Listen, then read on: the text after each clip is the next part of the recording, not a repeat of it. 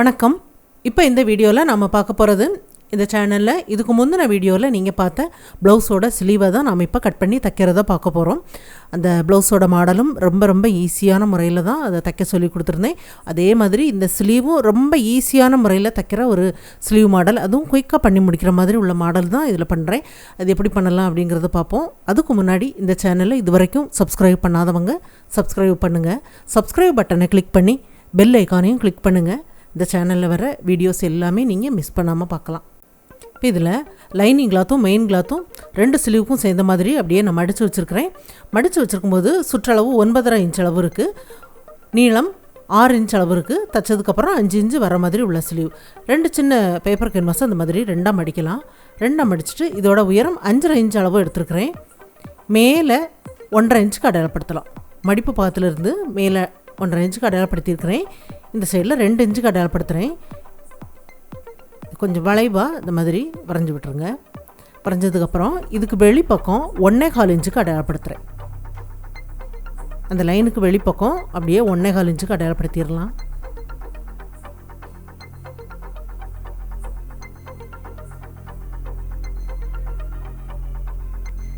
அதுக்கப்புறம் வர அளவில் இந்த சைடில் இருந்து 1 இன்ச்சுக்கு அடையாளப்படுத்திட்டு இதை ஒரு கோவி வடிவமாக வரைஞ்சி விடணும்.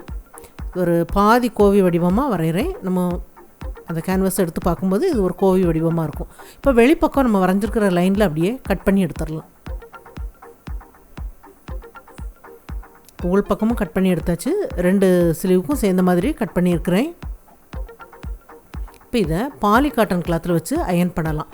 இப்போ சாரீ கலர் பாலி காட்டன் கிளாத்தில் வச்சு அயன் பண்ணியிருக்கிறேன். ரெண்டாக அப்படி கட் பண்ணி எடுத்துடலாம். இப்போ இதில் மெயின் கிளாத்தும் லைனிங் கிளாத்தும் சேர்ந்த மாதிரி ஒரு பக்கம் அப்படியே ஜாயிண்ட் ஆக்கிடலாம்.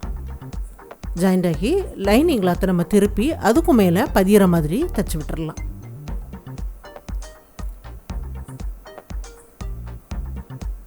தைச்சதுக்கப்புறம் இந்த கிளாத்தை அப்படியே திருப்பி ரெண்டு கிளாத்தையும் சேர்த்து வெளிப்பக்கம் ஜாயிண்ட் ஆக்கிடலாம்.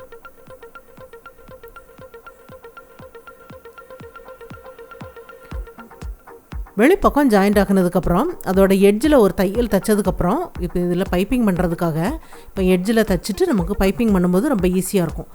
எட்ஜில் தைச்சாச்சு. இது கிராஸ் பீஸ் ஒன் சைடாக மடித்து தைக்கலாம். பாலி காட்டன் கிளாத் இந்த சாரியில் எல்லோ கலரில் இந்த லைன் இருக்குது. இப்போ ஒன் சைடாக நம்ம மடித்து தைச்சாச்சு. அதை அப்படியே மடிச்சிருக்கிறது அடிப்பக்கமாக திருப்பி வச்சுருக்கிறேன்.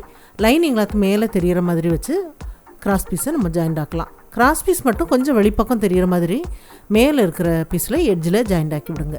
ஏன்னா அதில் ஏற்கனவே நம்ம மடித்து தைச்சிருக்கிறோம். எட்ஜில் ஜாயிண்ட் ஆக்கினாலும் ஒன்றும் இல்லை.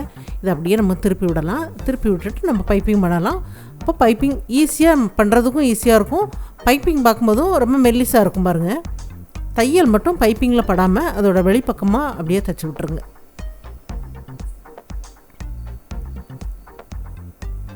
இப்போ இதில் பைப்பிங் பண்ணதுக்கப்புறம் இதுக்கு வெளிப்பக்கம் ஒரு லேஸ் வச்சு நம்ம ஜாயிண்ட் ஆக்கலாம்.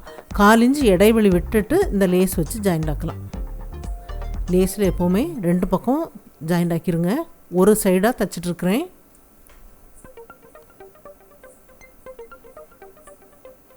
ஒரு சைடு தைச்சி முடிச்சாச்சு. அடுத்தது இன்னொரு சைடும் தைச்சி விட்டுறலாம். இப்போ இதில் லேஸ் தைச்சி முடிச்சாச்சு. இந்த பீஸில் கேன்வாஸோட வெளிப்பக்கம் அந்த கேன்வாஸுக்கு மேலே தையல் விழணும். அதோட எட்ஜில் அப்படியே தைச்சி விட்டுறலாம்.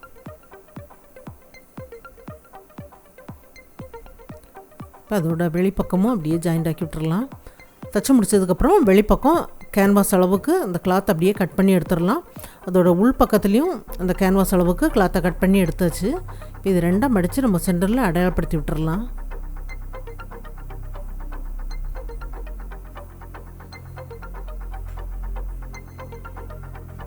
இந்த பீஸையும் அதே மாதிரி ரெண்டாக மடித்து சென்டரில் அடையாளப்படுத்தி விட்டுறலாம். இது ரெண்டும் அந்த சென்டர் பகுதி ஒரே நேர்கோட்டில் வரணும். அந்த மாதிரி கீழே அந்த கோவி பீஸ் வந்து கீழே அந்த பைப்பிங் பக்கத்தில் வர்ற மாதிரி கரெக்டாக வச்சுட்டு அதை அப்படியே ஜாயிண்ட் ஆக்கி விட்டுருங்க. அந்த கோவி டிசைன் வந்து அந்த பைப்பிங்க்கு உள்பக்கமாக இருக்கணும். அதை கனெக்ட் பண்ணி அப்படியே வைங்க. அப்போ சரியாக வரும்.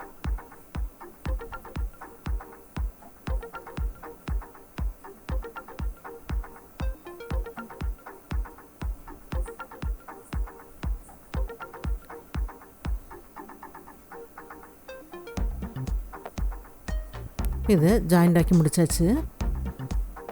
இது கிராஸ் பீஸ் 2ஆக மடித்து 1 ஃபுட் அளவுக்கு தையல் விடுற மாதிரி தைச்சி விட்டுட்டு வெளிப்பக்கம் அந்த தையலுக்கு வெளிப்பக்கம் இருக்கிற கிளாத்தை வந்து ஒன்று போல் நம்ம கட் பண்ணி எடுக்கணும். இந்த எக்ஸ்ட்ரா கிளாத் எல்லாமே ஒன்று போல் அப்படியே கட் பண்ணி எடுத்துருங்க. கட் பண்ணி எடுத்தாச்சு. இந்த கோவி பீஸ் இருக்குது பாருங்கள், அதுக்கு அந்த சைட்லேருந்து ஃபஸ்ட்டில் நம்ம வைக்கலாம். இந்த கோவி டிசைனுக்கு தனியாக பைப்பிங் பண்ணிவிட்டு மேலே உள்ள வளைவுக்கு நம்ம 2ஆவதாக பண்ணலாம். இப்போ இந்த நூல் இழை வந்து வெளிப்பக்கம் இருக்கிற மாதிரி அந்த கோவி வளைவுக்கு ஏற்ற மாதிரி அப்படியே திருப்பி விட்டுட்டு ஜாயிண்ட் ஆக்குங்க. அதே மாதிரி இந்த கோவி முடிகிற பகுதி வரைக்கும் தைச்சிட்டு இதை நம்ம கட் பண்ணி எடுத்துடலாம். இதை முடிக்கும்போது அந்த சைடில் உள்ளதை அப்படியே திருப்பி விட்டுட்டு அதுக்கு மேலே வச்சு ஜாயிண்ட் ஆக்குங்க. அது அப்படியே இருக்கும்போது நீங்கள் தைச்சிங்க அப்படின்னா அதை திருப்பி தைக்கிறதுக்கு சசமே அதில் தையல் விழுந்திருக்கும். அப்போ நமக்கு திருப்ப முடியாது. இது அப்படியே திருப்பி அந்த நூல் இலையெல்லாம் நம்ம உள்பக்கமாக போகுது பாருங்கள். இந்த மாதிரி திருப்பி தைக்கும்போது உள்பக்கமாக போகும். இதில் தையல் வந்து நமக்கு ஒரு தையல் தான் விழுற மாதிரி இருக்கும்.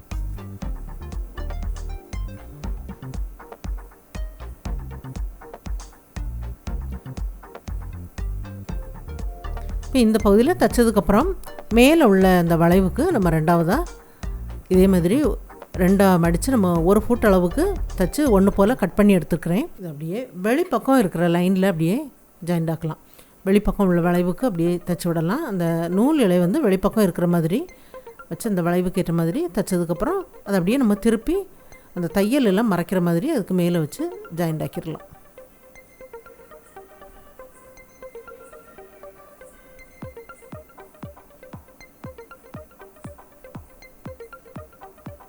ஜாயிண்ட் ஆக்கி முடிச்சாச்சு. இப்போ இது சின்ன சின்ன பீஸாக அந்த மாதிரி சதுர பீஸ் கட் பண்ணியிருக்கிறேன். இது 2ஆக மடிக்கலாம். அதை இன்னும் 2ஆக மடிக்கும்போது முக்கோண ஷேப்பில் இருக்குது. எல்லாமே தைச்சிட்டு நம்ம தையலுக்கு வெளிப்பக்கம் உள்ள அந்த பிசுறு எல்லாமே கட் பண்ணி ஒன்று போல் கட் பண்ணி எடுத்துருக்கிறேன். இப்போ இதில் அந்த எல்லோ கலர் பைப்பிங்க்கு உள்பக்கமாக ஒரு 1/2 இன்ச்சுக்கும் கம்மியாக ஒரு லைன் போட்டுடலாம். இப்போ இதில் லைன் போட்டுட்டு அதுக்கப்புறமா அந்த முக்கோண பீஸ் எல்லாமே அந்த கார்னர் வந்து அந்த லைனில் வர மாதிரி இந்த கீழே இருக்கிற அந்த பீஸ் வந்து அந்த உள்பக்கம் உள்ள தையல் லைன் இருக்குது பாருங்கள், அதில் வச்சு அப்படியே ஜாயிண்ட் ஆக்கிடுங்க. இப்போ அந்த முக்கோண பீஸில் இந்த கார்னர் வந்து நம்ம போட்டிருக்கிற லைனில் வந்தது அப்படின்னா எல்லா பக்கமும் அளவுகள் வந்து ஒன்று போல் வரும். ஒரு பீஸ் முடியறதுக்கு முன்னாடி இன்னொரு பீஸ் வச்சுருங்க. அந்த முக்கோண பீஸ் ஒரு பீஸ் முடியறதுக்கு முன்னாடி இன்னொரு பீஸ் வைங்க. ஏன்னா உள்பக்கம் கொஞ்சம் எக்ஸ்ட்ரா தான் அந்த முக்கோண பீஸில் உள்ள கிளாத் இருக்குது. நம்ம அதை வந்து தைச்சி முடிச்சுட்டு நம்ம கட் பண்ணி எடுக்கலாம். இப்போ தைக்கும்போது அந்த வெளிப்பக்கம் அந்த லைன் வந்து ஒன்று போல் இருக்கும்போது ஃபினிஷிங் நல்லாயிருக்கும். அப்புறம் நம்ம கட் பண்ணி எடுத்துடலாம். கீழே இருக்கிற அந்த கிளாத்தோட அளவுக்கு அப்படியே கட் பண்ணி எடுத்துடலாம்.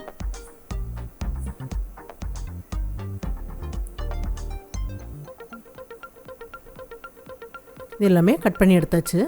இப்போ இதில் ஒரு லேஸ் வச்சு அதுக்கு மேலே அந்த நூல் இலையெல்லாம் மறைக்கிற மாதிரி ஜாயிண்ட் ஆக்கி விட்டுறலாம். ஜாயிண்ட் ஆக்கி முடித்ததுக்கப்புறம் அந்த முக்கோண பீஸில் எல்லாமே பீட்ஸ் வச்சு தைச்சி முடிக்கலாம். அந்த கோவி பீஸுக்கு அதில் 2 மணி அதில் கட்டி விட்டுருக்கிறேன். அது ரொம்ப நல்லாயிருக்கும் பாருங்கள். இந்த ஸ்லீவுக்கு இந்த மாதிரி பண்ணியிருக்கிறது இது வந்து ரொம்ப குயிக்காக பண்ணி முடிக்கிற மாதிரி, அதுவும் ரொம்ப ஈஸியாக பண்ணுற மாதிரி உள்ள ஸ்லீவ் மாடல் தான். இது எல்லாருக்கும் பிடிக்கும்னு நினைக்கிறேன். ட்ரை பண்ணி பாருங்கள். இந்த வீடியோ பார்த்ததுக்கு நன்றி. மேலும் வீடியோஸ் பார்க்க இந்த சேனலை மறக்காமல் சப்ஸ்கிரைப் பண்ணுங்கள்.